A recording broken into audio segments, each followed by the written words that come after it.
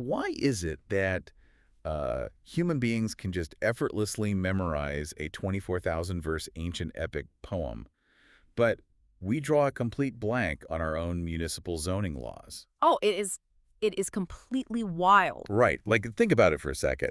You can probably sing the lyrics to some song you haven't even heard since middle school. Oh yeah, definitely. Every word. Exactly. Or, you could recount the intricate, sprawling, multi-generational plot of a massive fantasy series. Like a soap opera or some 10-season TV show. Yeah, but then if someone asks you to recite a simple list of your own country's tax codes, your brain just completely flatlines. It's a really profound contradiction in our biology, honestly. Which is exactly what we are getting into today.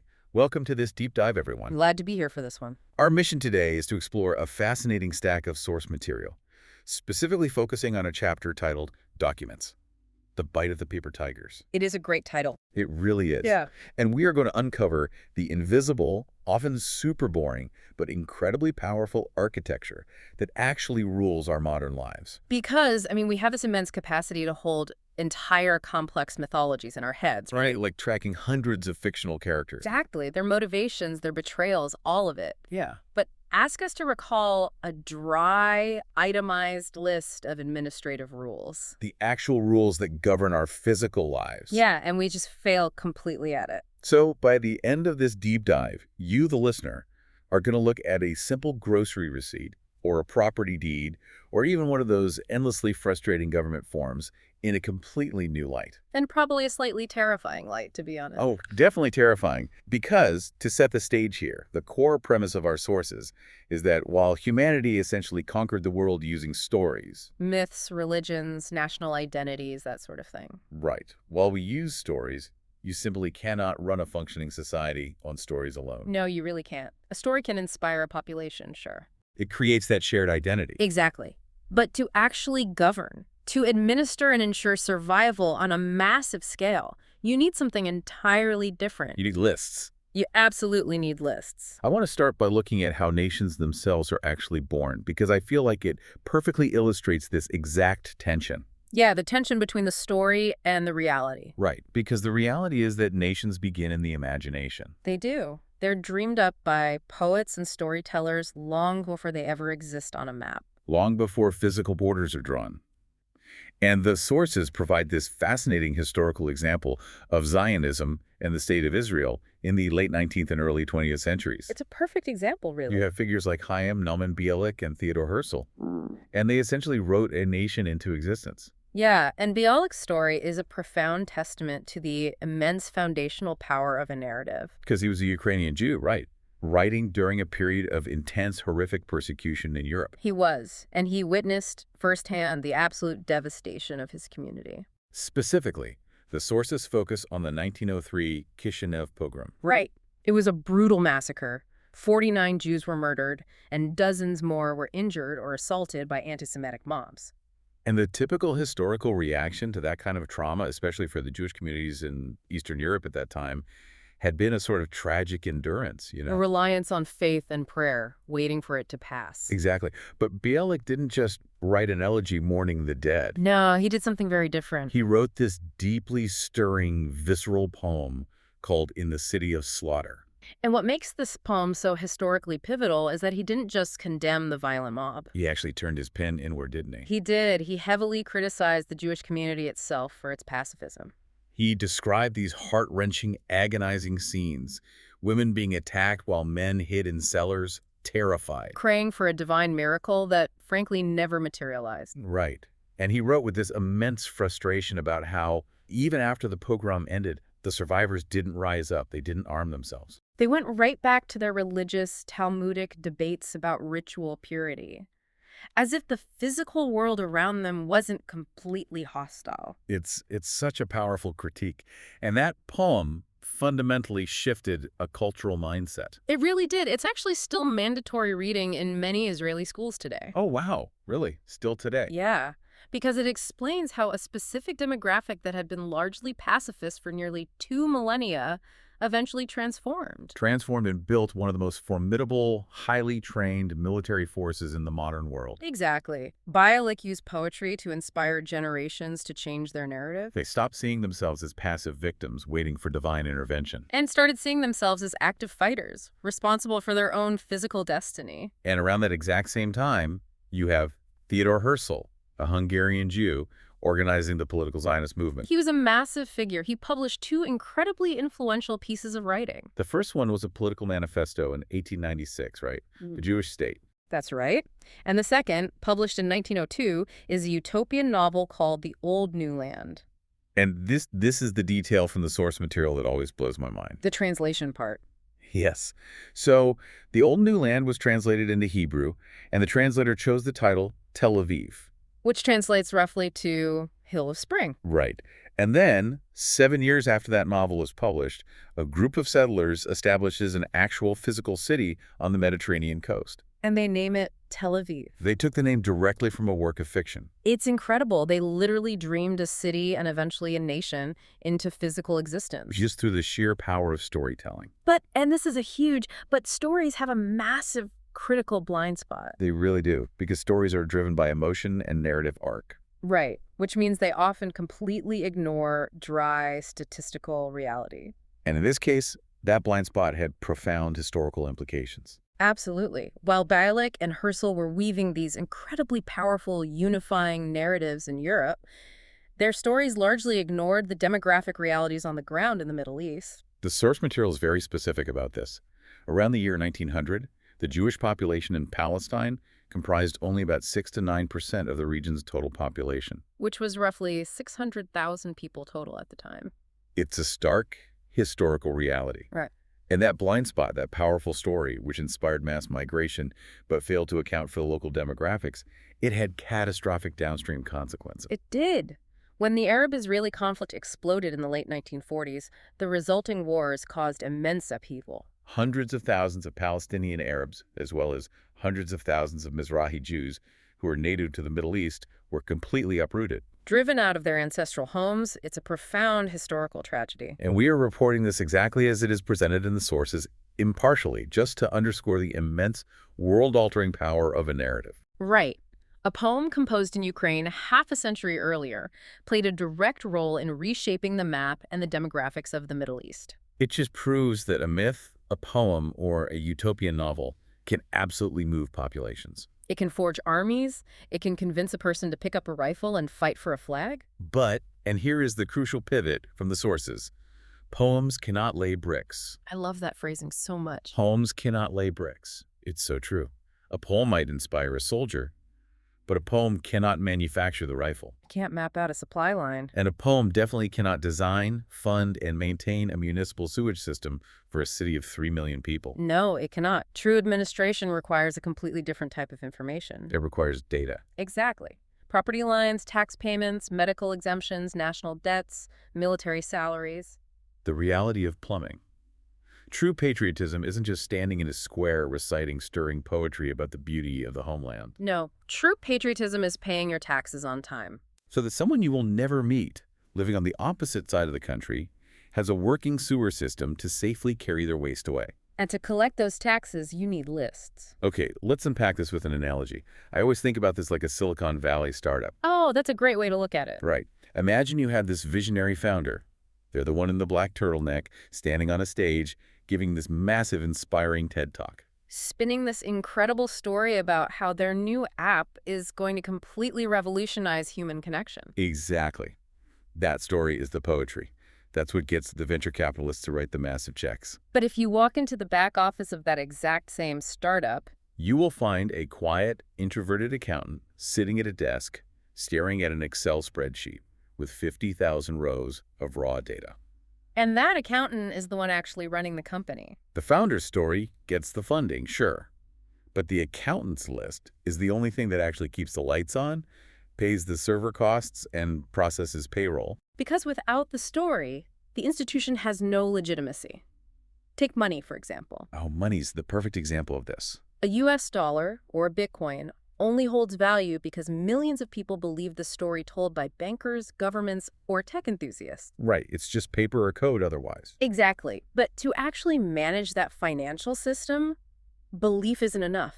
You must have the ledger. You must have the lists. But this is where we run straight into a biological wall. A massive one. Our actual organic evolved brains are entirely hardwired for the TED Talk. They completely reject the Excel spreadsheet. We are so terrible at remembering lists. Why is that? Why did evolution do that to us? Because evolution adapted our brains to absorb, retain, and process huge quantities of information only if it is shaped into a narrative structure. Think back to the Ramayana, that Hindu mythological epic we mentioned at the start. It is 24,000 verses long. If you print it out today, it's a physical book of about 1,700 pages. Yet, for generations, long before it was ever widely written down or mass-produced, people memorized the entire thing by heart. They passed it down entirely orally. And the modern equivalent of that phenomenon is just as wild. Oh, you mean the TV adaptation? Yes. When the Ramayana was adapted into a television series in India in the late 1980s, it was a massive production. 78 episodes, right? Over 2,700 minutes of continuous television. And it was watched by over 650 million people. The sources mention a BBC report on this that is just unbelievable. When an episode aired, the streets in India would literally empty out. Shops pulled their shutters down. People would bathe beforehand as if they were preparing for a solemn religious ritual, and they would place physical garlands of flowers over their television sets. And the audience easily tracked and remembered all the intricate character arcs, the betrayals, the family trees, the alliances. Because we think in story terms. Our own lives feel like stories to us, so we process external information the same way. The researchers and the sources have reviewed hundreds of academic studies on human cognition, and the consensus is clear. The human mind uses story architecture as its primary roadmap for understanding reality. We can follow the sprawling plot of a 100-hour role-playing game or a 10-season television drama without breaking a sweat. We track the gossip in our social circles effortlessly. Oh, easily. But ask that exact same brilliant, capable brain to memorize the municipal budget. Or just the list of tax deductions available in your bracket. We just can't do it. No family is gathering around the television on a Sunday night, placing flower garlands over the screen to watch a dramatic, multi-hour reading of the National Tax Registry. It's laughable to even imagine. Our biology simply isn't built to retain dry, itemized, non-narrative data. Which created a massive hurdle for human progress. Because in order for humanity to move beyond small, intimate tribal structures and actually manage complex, sprawling societies, We had to invent a workaround for our own biological limits. we had to invent a brand new, non-organic information technology to store the lists that our brains refuse to hold. We had to invent the document. And document feels like such a mundane, boring word today. But when you look at how and why it started, it was an absolute revolution in human capability. It really was. Let's look at ancient Mesopotamia. We're talking about a very specific foundational piece of human technology. A cuneiform clay tablet. Yes. And there is a specific tablet mentioned in the sources that survives to this day. And it is precisely dated, isn't it? Incredibly precise. The 28th day of the 10th month of the 41st year of the reign of King Shulgi of Ur. So that places it roughly around 2053 or 2054 BCE. Over 4,000 years ago. And what grand mythic truth does this groundbreaking piece of ancient technology record? Sheep. Just sheep. Sheep and goats. It records the monthly deliveries of sheep and goats to the royal administration. 15 sheep received on the second day, 7 sheep on the third day, 219 on the fifth day. And so on, detailing the daily agricultural tax receipts all the way down to the end of the month. And at the very bottom, the tablet concludes with a final tally. 896 animals received in total. But wait, here's where it gets really interesting. This is my favorite part of the whole text. Modern scholars sitting in a university thousands of years later actually translated this tablet and did the math. They manually added up all those individual daily deliveries of sheep and goats, and the real total, it was 898, not 896. The ancient scribe who carved this foundational piece of human administrative technology made a math error. He miscalculated the tally by 2 sheep and baked that mistake into solid clay for eternity. Which is funny, but it raises a massive, almost philosophical question about reality. Exactly. If the official document has a mistake in it, Does it record reality or does it replace reality? Think about the farmer. If the king's tax collector shows up with a hardened clay tablet that says the village only delivered 896 sheep, but the villagers know for a physical fact they delivered 898, what is the truth? Does the physical sheep matter more or does the clay tablet matter more? And historically, the tablet wins. That is the core shift in human history. Written documents completely changed how intersubjective reality works. Wait, let's pause on that term, intersubjective reality, because we talk about objective reality, which is easy to grasp.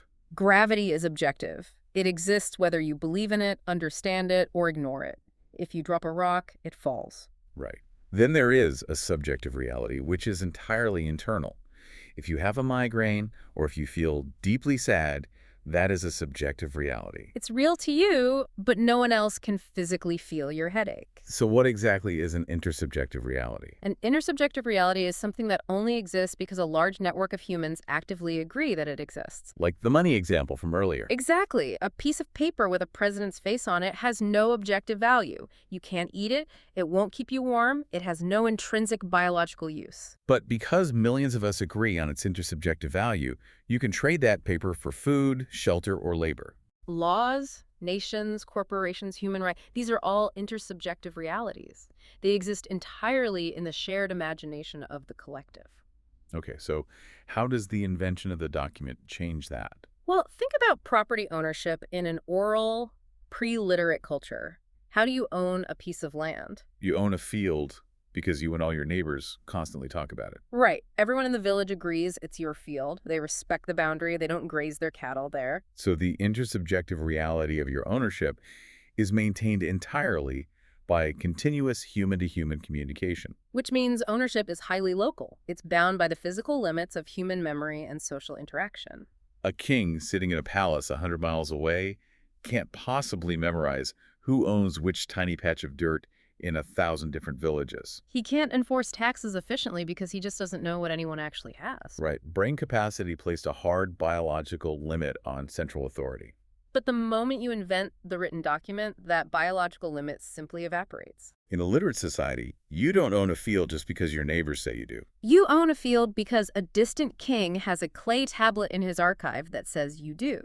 And if a conflict arises, say your family has lived on that land for 5 generations, every single neighbor agrees the field is yours. But a wealthy merchant from the capital shows up with a piece of paper, stamped with an official seal, claiming he bought the land from the state. Who wins? The paper wins every single time. The document doesn't just represent objective empirical reality, it overrules it.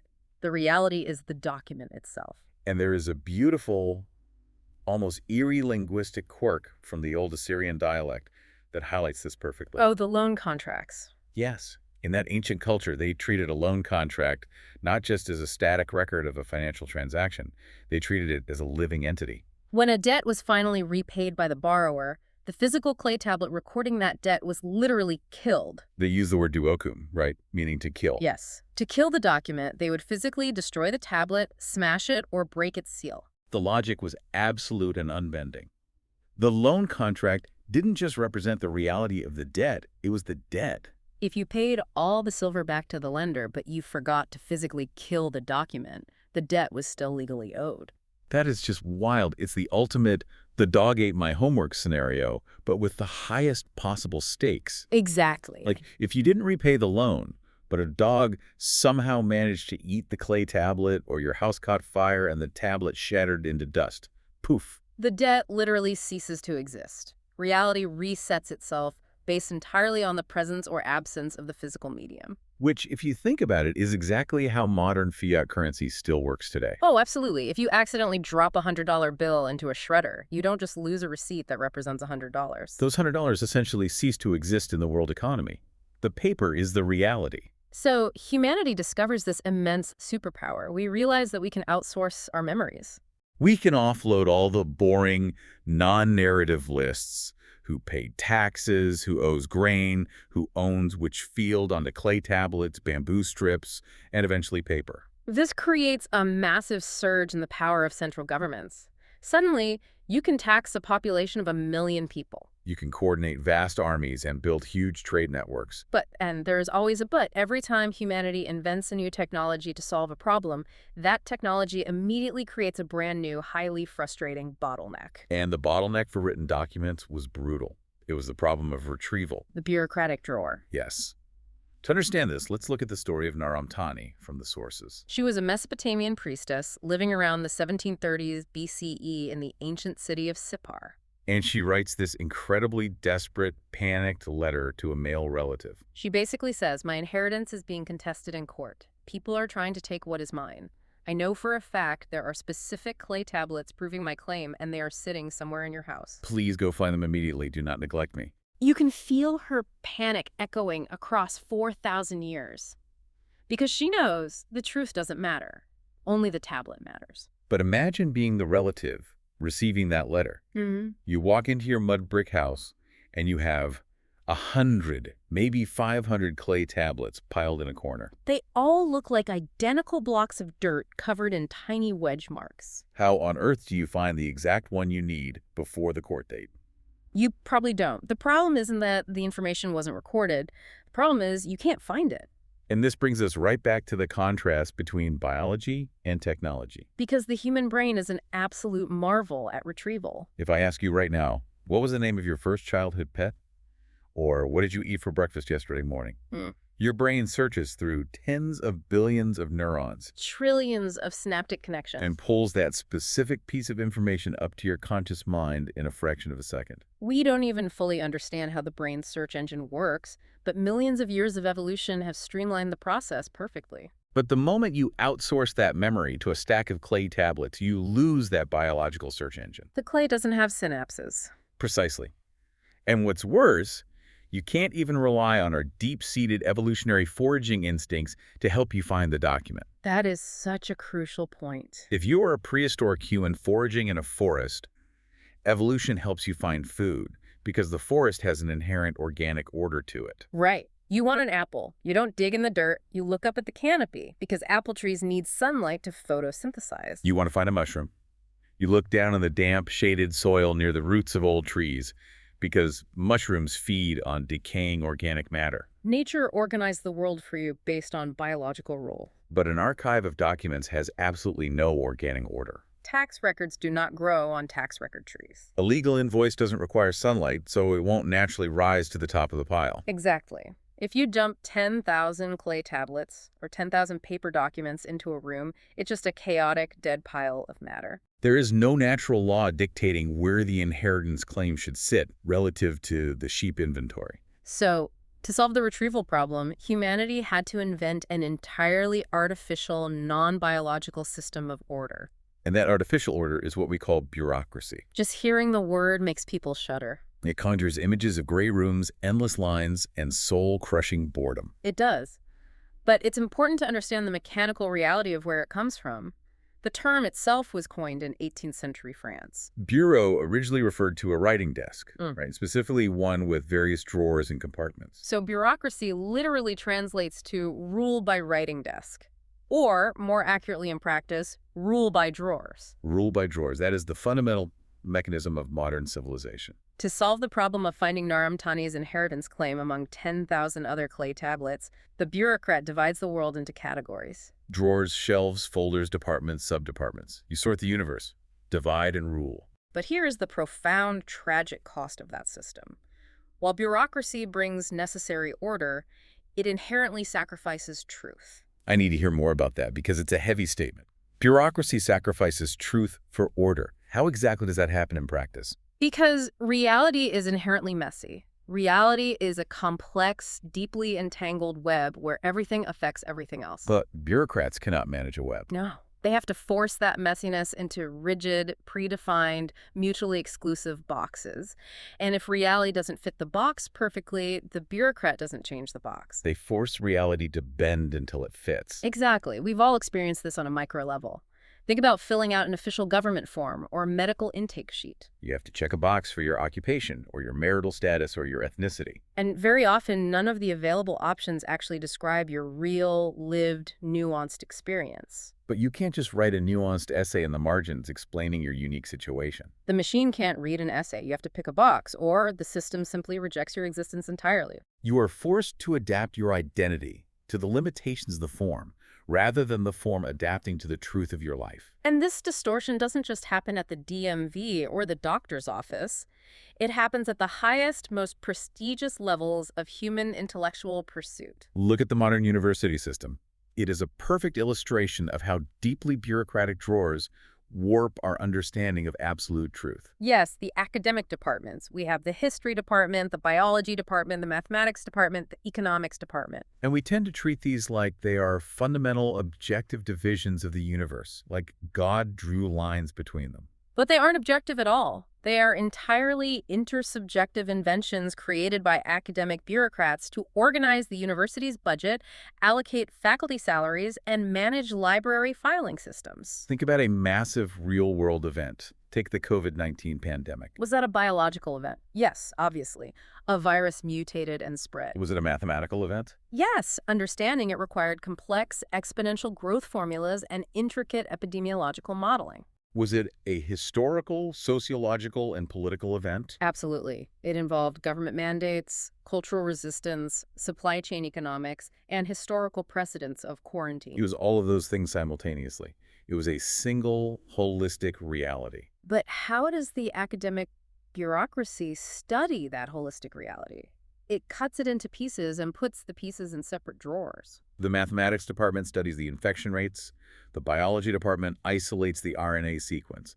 The sociology department studies the political resistance to masks. And because of the bureaucratic law of publish or perish, a young academic researcher has to stay strictly within their designated drawer. Right. If you want to get tenure, you have to publish in a peer-reviewed journal specific to your field. And a biology journal has completely different jargon, different citation rules, and different peer review expectations than a sociology journal. So the incredibly vital space between the drawers, like studying how a society's specific political ideology directly impacts the evolutionary mutation rate of a virus because of varying quarantine compliance, that holistic truth is often completely lost. The bureaucracy cuts reality into pieces to make it manageable, but it often refuses to put it back together.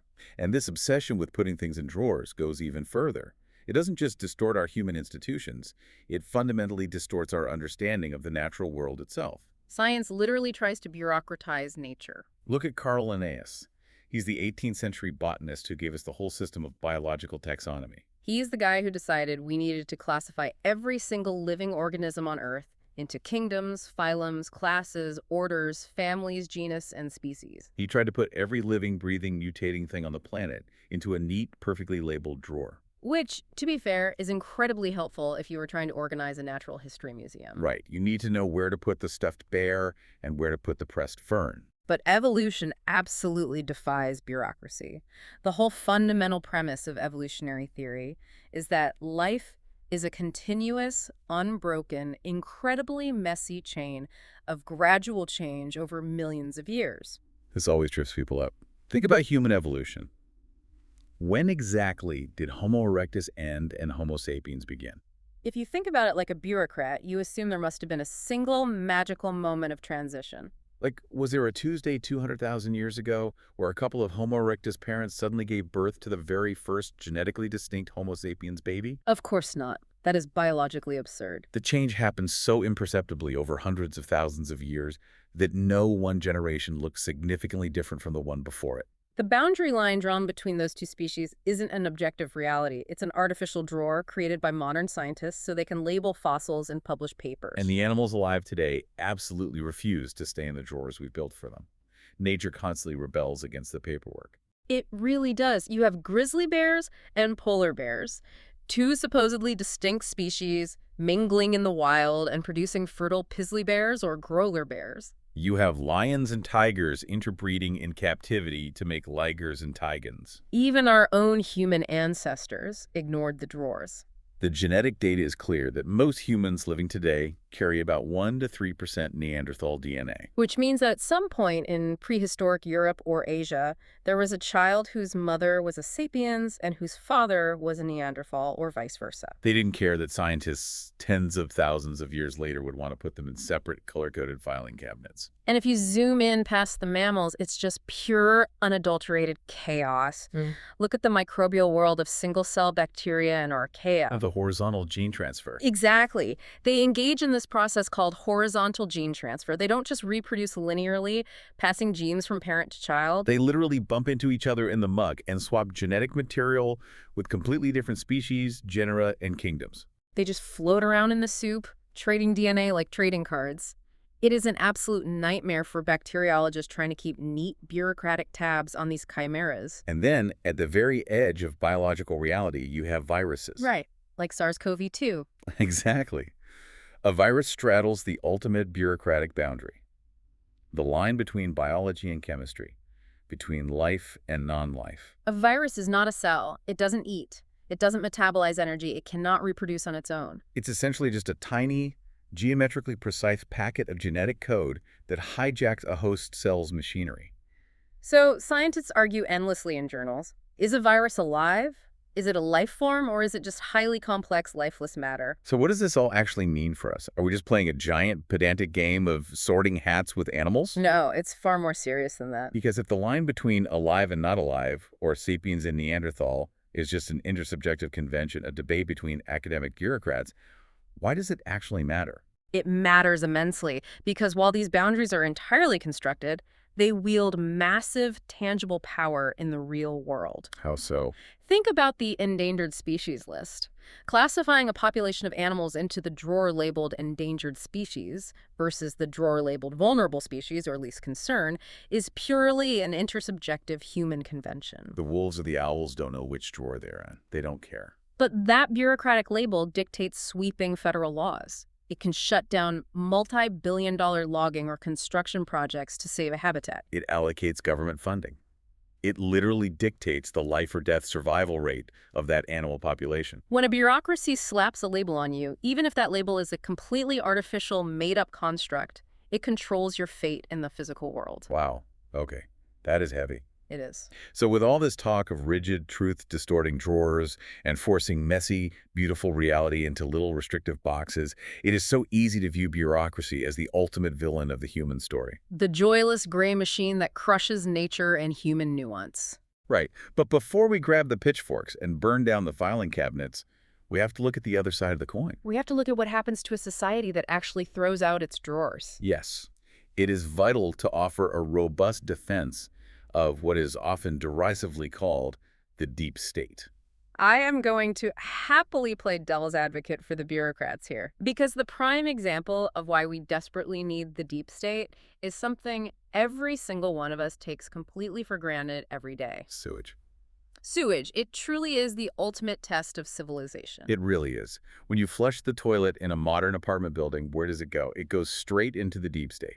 There is a subterranean, invisible, massively complex web of pipes, pumps, and treatment plants under every major city on Earth. And the only thing keeping that literal river of toxic human waste separated from the clean water you drink out of your kitchen faucet is a sprawling, endless, incredibly boring army of bureaucrats. The historical context here from the sources is pivotal. Let's go back to London in the year 1854. The city was experiencing a terrifying, lethal outbreak of cholera.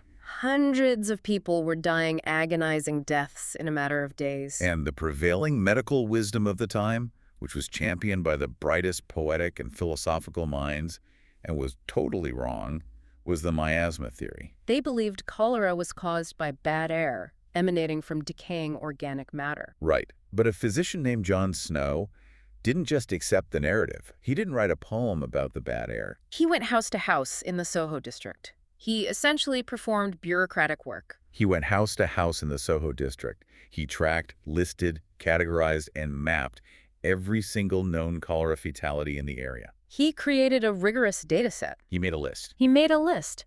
And that boring, dry, non-narrative list of addresses and fatalities revealed a clear, undeniable geometric pattern that poetry or medical philosophy could never have found. The epicenter of the deaths formed a perfect cluster around a single public water pump on Broad Street. And the horrifying physical reality they discovered.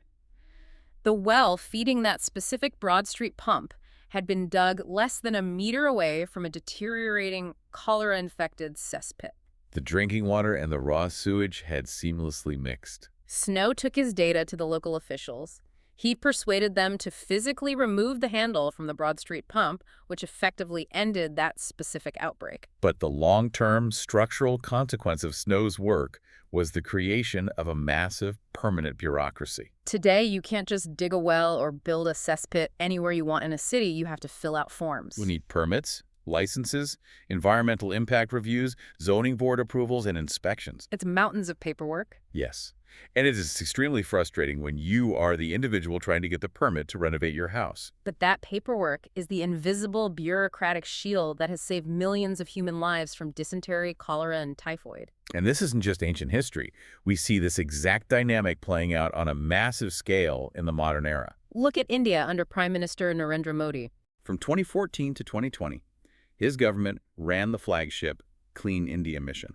The state recognized that open defecation wasn't just an aesthetic issue. It was a massive public health crisis spreading disease and a social crisis exposing women to violence when they sought privacy at night. So the government utilized the full force of its bureaucracy. They invested $10 billion to build over 100 million new latrines across the country. That is the raw, life-saving power of a functioning state bureaucracy. You cannot achieve that with a TED Talk. As it's often said, sewage isn't the stuff of epic poems, but it is the true test of a well-functioning state. So this raises a massive, glaring paradox. If the bureaucracy is what provides us with clean drinking water and safe, regulated medicines and structural engineering codes that keep our schools from collapsing during an earthquake, Why is the very word bureaucrat used as a slur? why do we instinctively, viscerally hate and distrust the very system that keeps us alive? This is where we have to dive into the deep psychology of human evolution. There is a profound, unbridgeable disconnect between how our brains evolved over millions of years on the savannah and the modern administrative reality we've built over the last few thousand years. It comes back to what the sources call biological dramas. Right. We understand the world, and specifically, we understand the flow of power through biological dramas that are hardwired into our DNA. These are the fundamental survival scripts that kept our early human ancestors alive in the Stone Age. And when you list these core emotional plot lines, you suddenly realize they make up literally every movie, book, play, and myth we've ever loved. First, there's the fear of parental neglect. If you are a mammalian cub or a bird chick or a human infant, being abandoned by your parents means certain imminent death. Which translates directly into our greatest cultural stories. Think about Cinderella, Snow White, or Harry Potter. They're all driven by the visceral terror of the orphan or the neglected, abused child. Even major religious theologies utilize this biological drama.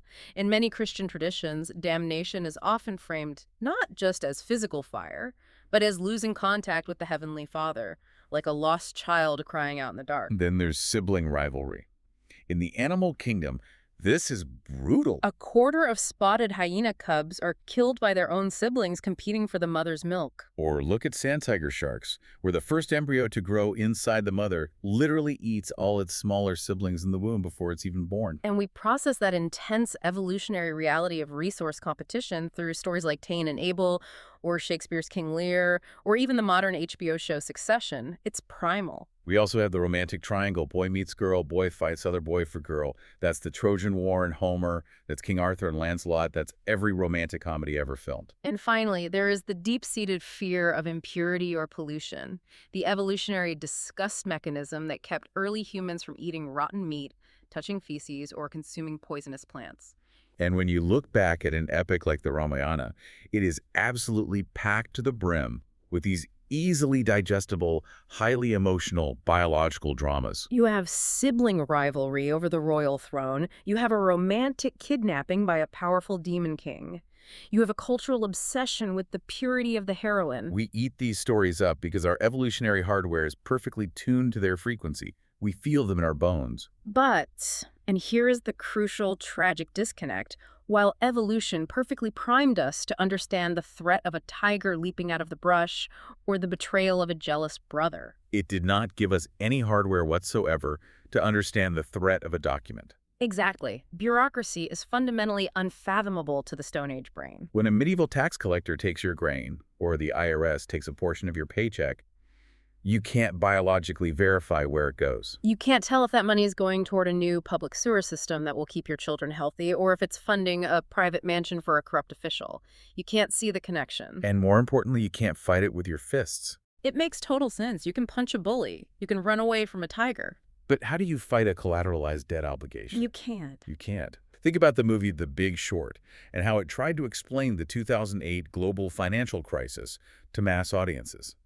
The villains in that story weren't monsters with fangs or evil kings leading armies. The villains were CDO's collateralized debt obligations. They were obscure, incredibly complex, bureaucratic financial instruments slumbering quietly in bank portfolios until they suddenly woke up and wiped out the global economy, foreclosing on millions of homes. Art tries desperately to capture this feeling of helplessness. Look at Joseph Heller's Catch-22, where a low-level, apathetic mail clerk holds massive power over life and death just by deciding which official letters disappear into the trash. Or the most famous example, Franz Kafka's The Trial. The Trial is the ultimate, purest expression of this specific modern terror. A man is arrested by unidentified officials from an unfathomable, faceless agency for a crime they absolutely refuse to name. The unique horror of Kafka isn't a predator chasing you through the woods. It's the sheer incomprehensibility of the threat.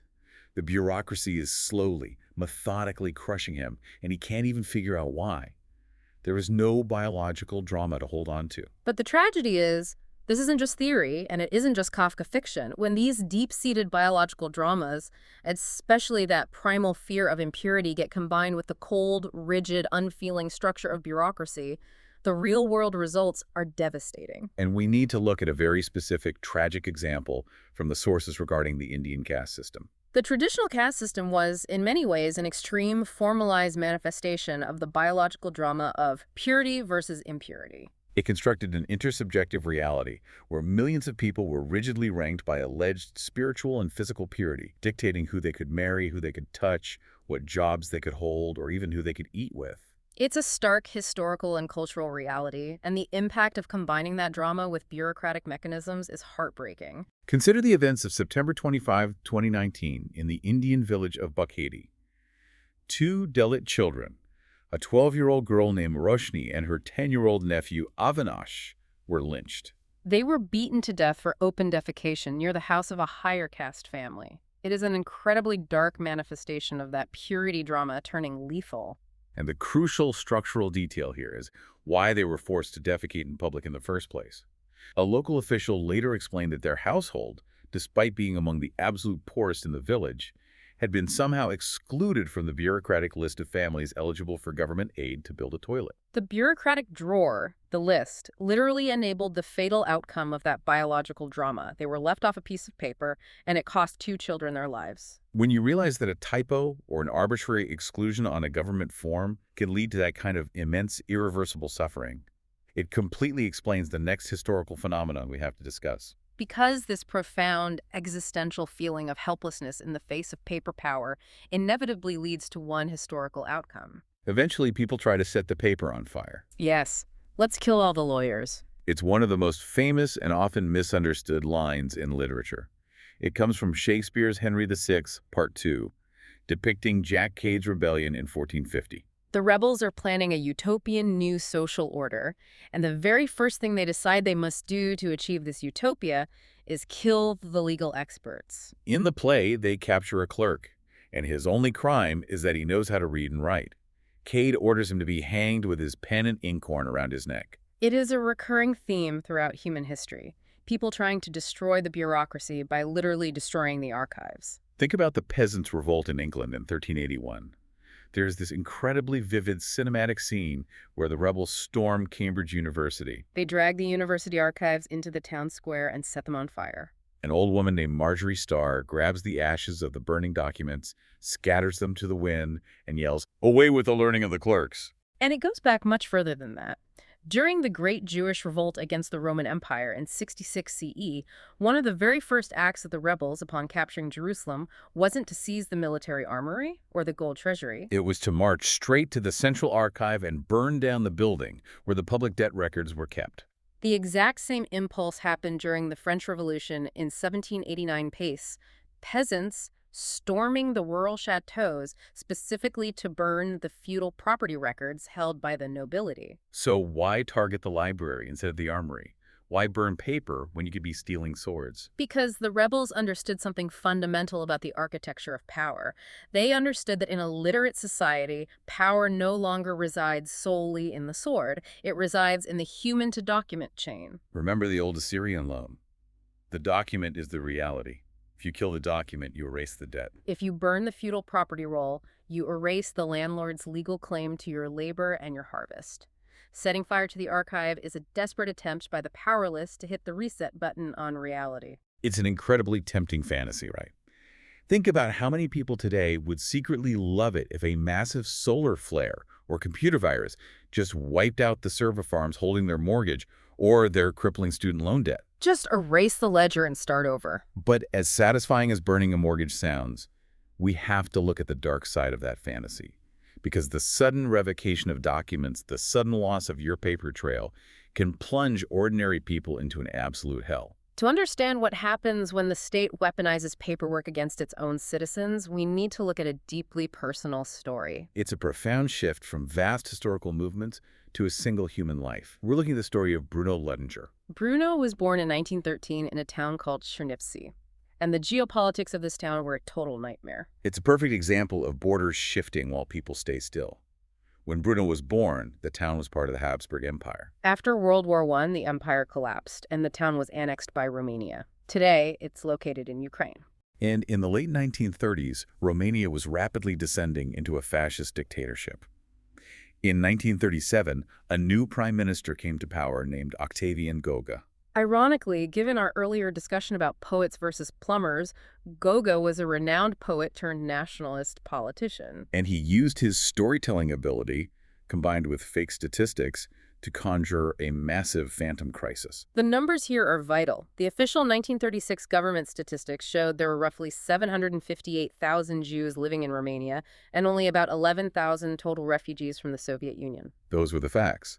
But Goga and his government launched a massive, terrifying propaganda campaign claiming that 500,000 Jewish refugees had illegally flooded the country and that the total Jewish population was actually 1.5 million. They whipped the Christian Romanian majority into a mass hysteria, convincing them they were being invaded and replaced. And having invented this completely imaginary crisis through the power of narrative, the government proposed a cold, bureaucratic solution. On January 22, 1938, they passed a new law. Every single Jew in Romania was ordered to provide documented proof that they were born on Romanian territory and were legally entitled to citizenship. If they couldn't produce the right pieces of paper within a strict deadline, they would be officially stripped of their citizenship, their right to work, their property rights, and their right to live in the country. And the sheer intentional cruelty of this bureaucratic hurdle is staggering. To get the proof, people had to travel back to the exact municipality of their birth. But remember the geopolitics. This region had been completely torn apart by World War I. Entire municipal archives had been bombed to rubble or burned. If you were born in Chernivtsi, your family records might be sitting in a basement archive in Vienna or Budapest, not Bucharest. Furthermore, the law was intentionally vague. It didn't specify exactly which documents constituted sufficient proof. So the process immediately devolved into a massive extortion racket. Local clerks demanded exorbitant bribes just to open a file. There were massive filing fees. And even if you managed to get the document, if a clerk found a single misspelled letter, a slight discrepancy in spelling between your birth certificate and your citizenship request form, they would revoke your citizenship on the spot. It was a trap made entirely of paper. Ultimately, out of 758,000 Romanian Jews, 367,000 lost their citizenship, almost half the population. And Bruno was one of them. And we have to look closely at Bruno's specific mindset during this because it perfectly highlights why bureaucracy is so unfathomable to us. Bruno didn't even file the paperwork. Put yourself in Bruno's shoes. You were born in this town.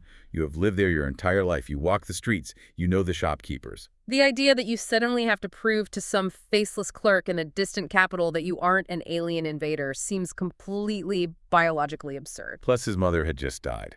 He was deeply grieving. He honestly thought he had bigger, more real things to worry about than chasing down arbitrary government forms. But the bureaucracy doesn't care about grief. And it doesn't care about obvious physical reality. In December 1938, Bruno received an official government letter. The state canceled his citizenship. He was immediately fired from his job at a local radio shop. In the blink of an eye, he went from a working citizen to being stateless, jobless, and completely vulnerable to state violence. All because he didn't have a piece of paper. And the ultimate consequence of this bureaucratic classification is as grim as it gets. The vast majority of the Jews who lost their citizenship in that 1938 decree were later murdered by Romanian fascists and their Nazi allies during the Holocaust. The bureaucratic drawer you were placed in literally dictated your survival rate. If you were in the citizen drawer, you had a chance. If you were in the stateless drawer, you were marked for death. Bruno miraculously escaped. It's an incredible story of survival. He smuggled himself onto ships and trains, was repeatedly arrested, but finally made it to Palestine in 1940 on one of the very last ships out of Europe. But even then, the bureaucracy was waiting for him on the shore. He was immediately imprisoned by the British authorities as an illegal immigrant. And how did he finally get out?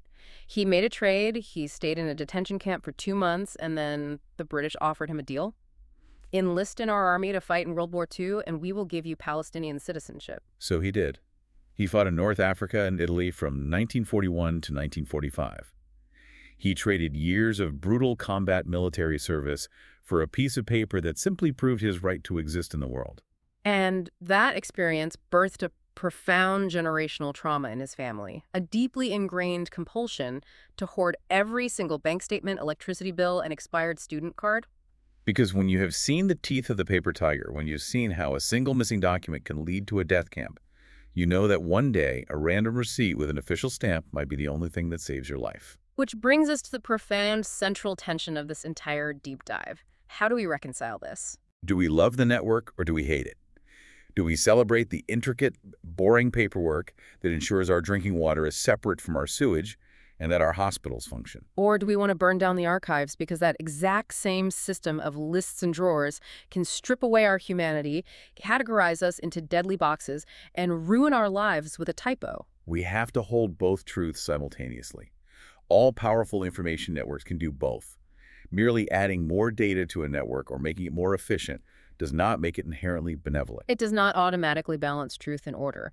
And that is the crucial historical lesson we must carry forward right now, because we are facing the next great leap in information technology. Yes, because we are no longer just dealing with clay tablets or filing cabinets or even standard computer databases.